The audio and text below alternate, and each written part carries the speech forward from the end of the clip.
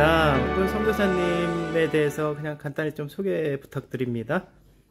네, 안녕하세요. 저는 인천공항교회 선교사로 파송받은 남아공의 한광유 선교사입니다.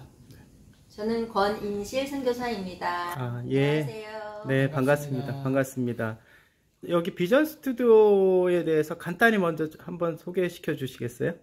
선교 그 센터이면서 한국에서 단기팀이 오거나 그럴 때 저희가 여기를 숙소로 사용하고 있고요. 평상시에는 주일 우리 감리교회라고 여기 케이프타운에 한인 감리교회 우리 교회의 예배 처소이기도 합니다. 그리고 각 지역의 선교사님들이 혹시 저희를 아는 선교사님들이 케이프타운에 오실 경우에 푹 주무시고 쉬실 만한 장소가 필요하신데 그럴 때 저희 이 비전 스튜디오가 그렇게 제공되고 있습니다.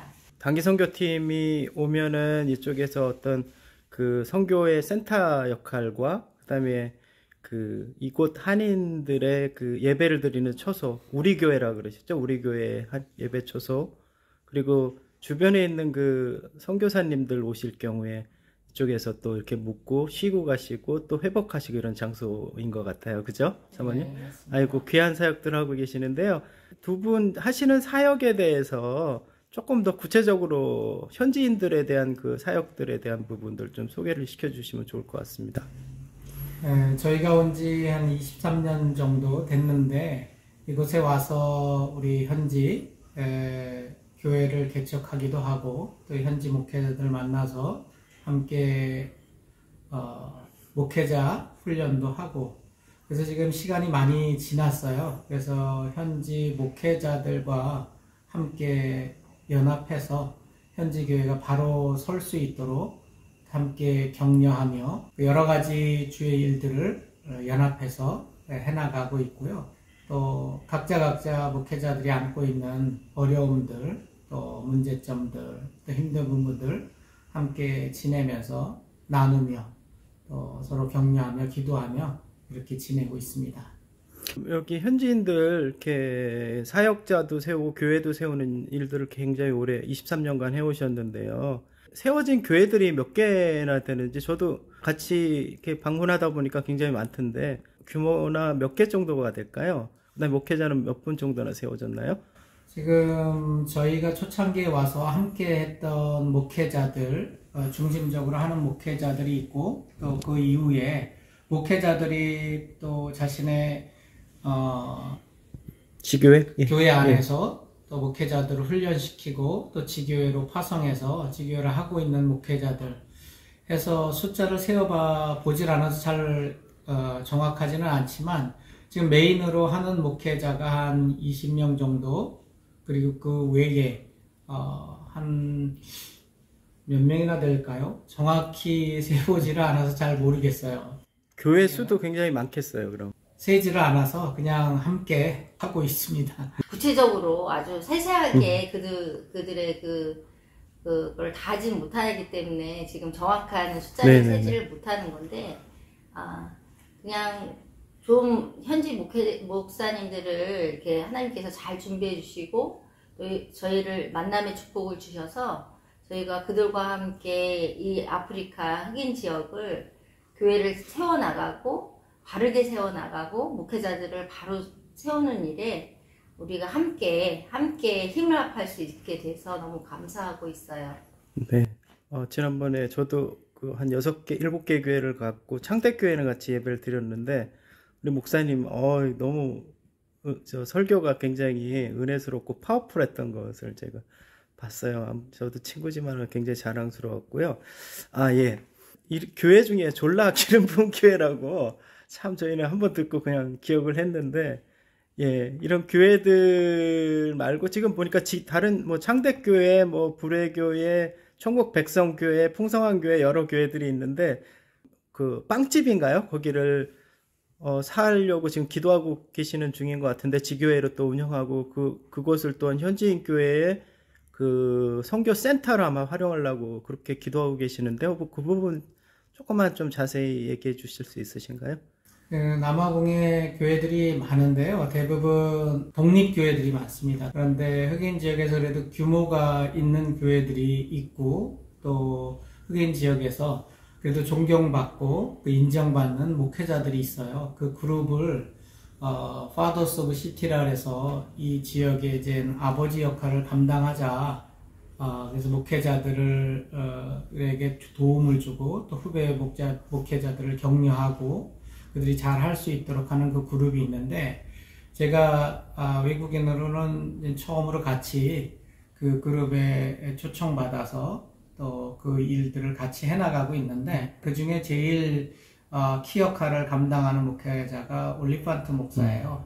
그래서 올리판트 목사가 지금 열심히 목회를 하고 있는데, 한 성도 수는 한 1,500명 이상 정도 되고, 특별히 학교에서 예배를 드리고 있는데 강당을 빌려서 점점 이제 코비드 이후로 계속 사용할 수 없는 그런 상황이 돼서 어떻게 할까 고민을 하다가 코비드 기간 동안에 빵 공장이 문을 닫은 곳이 있어요.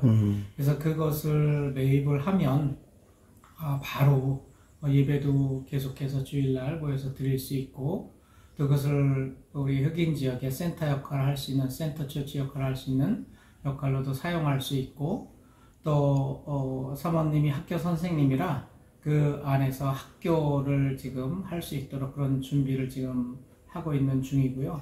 그리고 목회자들을 양육할 수 있는, 기존에 목회를 하고 있는 목회자들을 훈련할 수 있는 좋은 장소가 될 수 있을 것 같아서 지금 기도하고 있습니다. 비용이 좀 많이 들긴 하지만 하나님께서 준비해 주시지 않았을까 하는 그런 믿음을 가지고, 그래서 기도하는 가운데 지금 매입하려고 하고 있습니다. 네네. 함께 기도하겠습니다. 두 분, 사모님 혹시 이곳에 이렇게 그래도 23년이면은 굉장히 오래 계셨는데, 이 사역하실 때나 뭐 이럴 때 그 뭐 에피소드나 뭐 기억에 남는 일이 좀 있나요? 여기 흑인 우리 그 성도님들이 살고 있는 특별히 타운십이라고 하는 지역이 있어요. 그러니까 이 남아공은 백인 지역, 흑인 지역, 뭐 칼라드 지역 이런 게 굉장히 뭐랄까 구분되어 있는 나라예요. 그래서 백인들이 살고 있는 데서는 흑인 지역을 관심을 가지지 않죠. 그런데 그렇게 이제 타운십이라고 하는 흑인들이 모여 살고 있는 그런 지역에 교회들이 있는데, 어느 날 저희 교회 중에 한 교회에서 저희 보러 수요일 날 밤인데 저희에게 좀 와달라 이렇게 요청을 해서 그곳을 갔더니 저희에게 이렇게 이렇게 신발 상자 같은 거를 주는 거예요. 그래서 너무 고마워서 저희가 우리 교회가 선교사님을 위해서 준비했습니다 이런 말을 하면서 저희에게 선물을 주어서, 저희는 무슨 쿠키나 초콜릿 같은 거를 넣어서 저희에게 선물로 주는 줄 알고 가지고 왔어요. 집에 너무 감사합니다 하고 가지고 와서 저희 아이들한테 야, 우리 교회에서 선교사님 감사합니다 하고 이렇게 쿠키 박스를 만들어서 주니까 너네들 먹어라 그러고 저희 애들한테 준 거예요. 근데 애들이 와 신난다 그러고서는 뚜껑을 딱 열었는데 그 안에 봉투가 들어져 있는 거죠. 그래서 깜짝 놀라서 엄마 이거 저기 과자가 아니라 봉투들이 잔뜩 들어있어요 이러길래 이제 가서 보니까 한 사람 한 사람이 성도님들이 그 봉투에 자기 이름을 적고 선교사님 감사합니다 이렇게 써가지고 저희에게 이렇게 마음을 전달을 한 거예요. 그걸 이제 현금인 거죠. 그래서 아니 이런 일이 이 현장에도 있다는 사실이 저에게는 굉장히 큰 위로와 격려가 됐어요. 흑인 지역에서는 뭐 헌금을 할 때 1,000원, 2,000원 한국 돈으로 그렇게 이제 하게 되는데 그 안에 다 합하고 보니까 한 50만 원 정도의 돈이 되는 거예요. 그러니까 얼마나 크게 그들이 자신의 사랑의 마음을 표현해 줬는지 저희가 너무 감격이 되더라고요. 그래서 뭐 그 돈을 다시 저희를 위해서 쓸 수는 없으니 또 그거를 그 교회를 위하여 또 사용을 하긴 했는데, 하여튼 이런 아름다운 일들이 현장에서 일어나고 있고, 또 그런 성도님들이 또 하나님의 안에서 바르게 자라고 있다는 거, 그리고 많은 목회자들이 또 그렇게 자라야 한다는 거, 성도들이 그렇게 자라야 한다는 거를 기억하시면서 기도 계속 해주셨으면 좋겠습니다. 길거리 이렇게 돌아다니다 보니까 하루하루 일거리가 없어가지고 서성이는 사람들이 굉장히 많았는데, 그게 50만 원이란 돈 같으면은 굉장한 큰 돈일 텐데, 그런 정성들을 표현할 정도로 두 분 선교사님들께 많은 은혜와 사랑을 받은 것 같습니다. 감동적인 이야기고요. 23년 됐으면 그래도 한국도 그리워질 수도 있을 텐데, 한국에 계신 가족들이나 아니면은 뭐 후원자들이나 친구들에게 간단히 인사해 주시면 좋겠습니다. 특별히 저희가 23년 정도 남아공에 있는 동안 지금까지 정말 사건 사고가 많아야 하는 게 당연할 것 같은 그런 상황인데, 아직까지 크게 어려움 없이 지금까지 주어진 일들, 또 사역들, 현지 목회자들과 교회들과 함께 해올 수 있었던 것은 바로 한국에서 끊임없이 저희를 위해서 후원해 주시고 기도해 주시는 가족들, 또 형제들, 이웃들, 특별히 한국교회들과 또 목사님들, 또 그런 신앙의 신앙 안에서 같이 하나님의 나라를 이루어가는, 동행하는 그런 분들의 기도 덕이지 않았나, 그런 고백을 하게 됩니다. 이 자리를 빌어서 저희를 위해서 끊임없이 기도해 주시고 사랑해 주시는 여러분들께 진심으로 감사의 말씀을 드립니다. 네, 혹시 비전 스튜디오뿐만 아니라 현지 사역을 하시면서 어떤 기도 제목이 있으면은 몇 가지 나눠주시면 함께 기도할 수 있을 것 같습니다.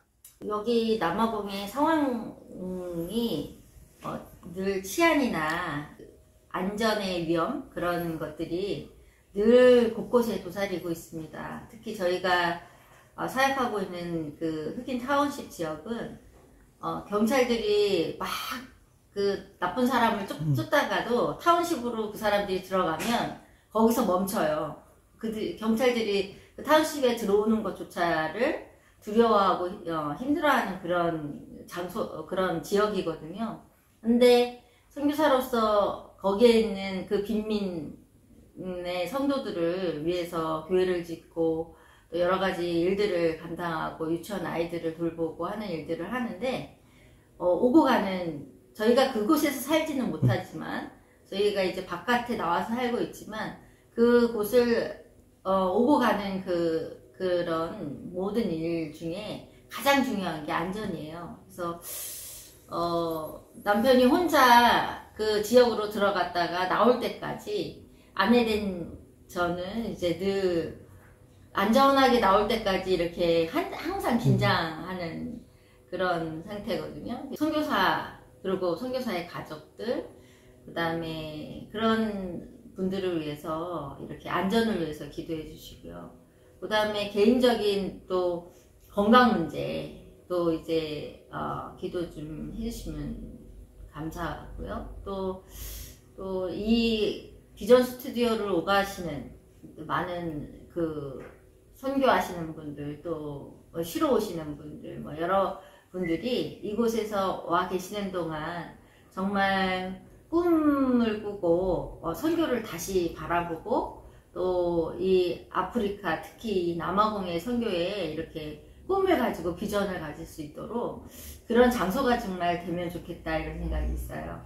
그래서 그렇게 이 비전 스튜디오가 사용되기를 함께 기도해 주셨으면 좋겠습니다. 한성교사님, 우리 현지 목회자들, 함께하는 목회자들이 많은데 정말 우리 목회자들이 바로 하나님 안에서 바로 말씀 가운데 서야 또 교회가 바로 설 수 있고 또 성도들이 바로 신앙생활을 할 수 있기 때문에 목회자들이 정말 중요하다라는 생각을 시간이 가면 갈수록 더 많이 하게 되는데, 현지 목회자들이 정말 영적으로 또 말씀 가운데 바로 설 수 있도록, 그래서 바로 교회를 세우고 또 성도들을 지도할 수 있도록 기도 부탁드립니다. 마지막으로 선교는 뭐뭐다, 뭐 정의를 내려주시고, 그 다음에 그 이유는 이렇게 간단히 설명해 주시면, 마지막으로 인터뷰를 마치겠습니다. 네. 그런 것 같아요. 하나님 안에서 우리 모두는 똑같은 존재이다라는 생각을 하게 됩니다. 저희가 여기 와서 선교사로 와 있지만, 나도 똑같은 입장에서 하나님께서 나를 남아공에 태어나게 또 흑인 지역에 태어나게 했다고 한다면 내가 오히려 그들 자리에 있을 수도 있고 또 그들이 나의 자리에 있을 수도 있는 그런 상황인데 시간이 지나면 지날수록 고백되어지는 것은 현지 성도들이나 목회자들이나 저나 다 똑같은 하나님의 자녀고 또 하나님의 은혜를 입은 사람들이고 또 하나님 안에서 살아가야 할 사람들이고 그런 생각을 하게 하고 있거든요. 뭐 시작부터 쭉 그렇지만 점점 더 그게 더 깊어지지 않나 그런 생각을 하게 돼요. 그래서 특별히 현지 목회자들과 지내면서 저들을 더 사랑해야지 뭐 이런 게 아니라 그냥 함께 생활하는 가운데 지내는 가운데 나누는 가운데 정말 똑같은 하나님의 사람으로 존중하는 것. 그래서 저는 선교를 그냥 우리가 있는 자리에서 우리와 함께하는 사람들을 존중하며 함께 살아가는 것. 이게 아닌가 생각을 해요. 그래서 정말 하나님의 사람으로 바라보고 또 특별히 이제 아내와 요즘에 이제 많이 얘기하는 것 중에 하나가 우리가 만나는 사람마다 우리가 생각할 것이 만나는 사람 모두가 예수님이다 라는 마음을 가지고 만나야 되지 않을까, 함께 해야 되지 않을까 그런 이야기를 나눕니다. 선교는 결국 저는 이제 기다림이다 이런 생각이 들어요. 그러니까 씨를 뿌리는 게 이제 선교사라고 한다면 그 뿌리는 단계에서 막 열매를 찾거나 열매를 막 원하거나 이러는 게 아니라 우리가 할 수 있는 거는 믿음의 씨앗을 뿌릴 때 그 열매는 꼭 우리 때가 아니어도 우리 다음 세대라도 그 열매를 반드시 하나님께서 거두실 거라고 생각하거든요. 근데 너무 조급해가지고 기다리지 못하고 막 지금 씨를 뿌려놓고서는 막 열매를 찾고 그 열매가 없다고 막 이렇게 힘들어하고 어려워하는 그런 단계가 있었거든요. 근데 그렇게 지내보니 하나님은 반드시 하나님의 일을 하고 계시고 또 하나님은 반드시 우리를 통해서 또 그 열매를 또 언젠가는 거두실 거라는 확신이 있습니다. 그래서 그냥 지금이 아니라 또 기다려주고 또 기다려주고 또 인내하고 기다려주고 이렇게 하면서 그들이 잘하는 것을 보는 그 단계가 결국 선교가 아닐까 이런 생각이 듭니다. 그래서 선교는 기다림이다 이렇게 정리하고 싶어요.